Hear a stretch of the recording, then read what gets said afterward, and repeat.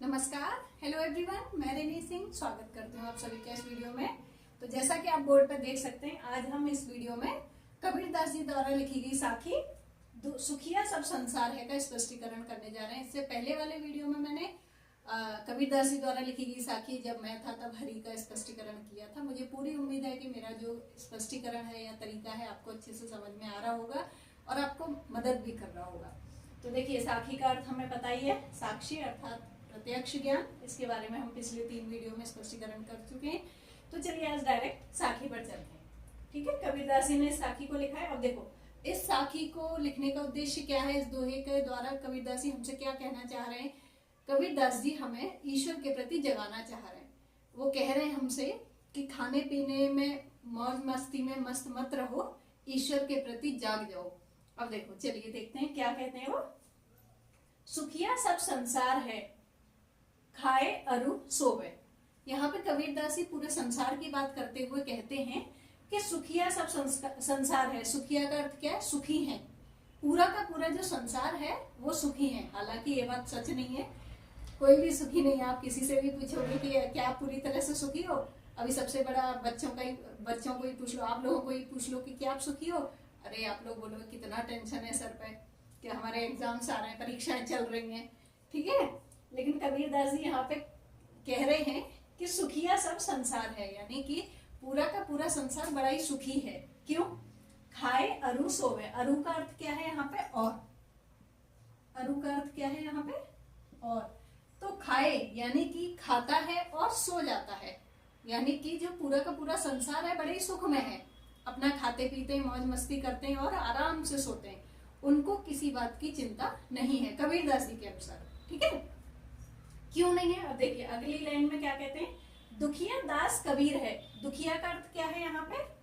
दुखी। सोवे का अर्थ क्या था यहाँ पे? सोना, यानी कि सोते हैं। ठीक है, यहाँ पे था वो सोवे, खाते हैं और सोते हैं। दुखिया, दुखिया का मतलब क्या है यहाँ पे? दुखी। ठीक है, रोवे का अर्थ क्या है? रोना, यानी कि रोते हैं।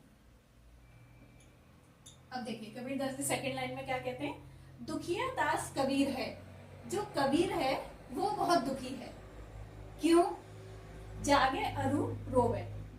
जो कबीर है वो तो पूरी रात जागता है, उसको तो नींद ही नहीं है, उसको चैन ही नहीं है। वो दुनिया की तरह प्रसन्न नहीं है, खुश नहीं है। कबीरदास जी तो जागते हैं और रोते हैं। रोवे मतलब रोते हैं। अब हमारे मन में प्रश्न उठेगा, क्यों? कबीरदास जी तो संत हैं और संतों को किस बात की चिंता। तो यहाँ पे कबीरदास जी का भाव क्या छुपा है कि मैं ईश्वर के प्रति जाग चुका हूँ, मतलब मुझे ईश्वर से मिलने का जो है लगन लग चुकी है। मैं ईश्वर से मिलने की कोशिश कर रहा हूँ, मुझे ईश्वर को प्राप्त करना है और मैं ईश्वर के प्रति जाग गया हूँ। इसलिए मैं जागता हूँ और रोता हूँ ईश्वर को प्राप्त करने के लिए। देखिए, जब ये संतों की जो वाणी है उसमें हमें देखने को मिलता है कि जो है विरह में रोते हैं ईश्वर के लिए, है ना। हम लोग सांसारिक लोग क्या करते हैं, अपने परिवारजनों के लिए रोते हैं, अपने परिवारजनों के लिए चिंता दिखाते हैं। लेकिन यहाँ पे कबीरदास जी क्या कह रहे हैं कि मैं दास, ईश्वर का जो दास हूँ, मैं कबीर, मैं बहुत दुखी हूँ। दुखी क्यों हूँ? क्योंकि मुझे ईश्वर से मिलने की लगन लग चुकी है, मुझे ईश्वर से मिलना है, मुझे ईश्वर को प्राप्त करना है। इसलिए मैं क्या करता हूँ, जागता हूँ और रोता हूँ ताकि मैं ईश्वर से मिल सकूं। ठीक है, तो इसका भाव समझ में आया। यहाँ पे कबीरदास जी संसार का उदाहरण ले रहे हैं, उस उदाहरण से हमें बताने की कोशिश कर रहे हैं कि देखो ये संसार को, पूरा का पूरा संसार खाने पीने मौज मस्ती में मस्त है। उनको इस बात की चिंता ही नहीं कि हमको ईश्वर को प्राप्ति करनी है, हमें भी ईश्वर को जानना है, हमें भी ईश्वर के पास जाना है। ठीक है, तो वो तो खाते पीते हैं, मौज करते हैं, कोई उनको चिंता नहीं है। लेकिन कबीर ईश्वर के प्रति जाग चुके हैं, इसलिए अब उनको नींद नहीं है। अब वो जागते हैं और सिर्फ रोते हैं और ईश्वर को प्राप्त करने के प्रयत्न में लगे हुए हैं।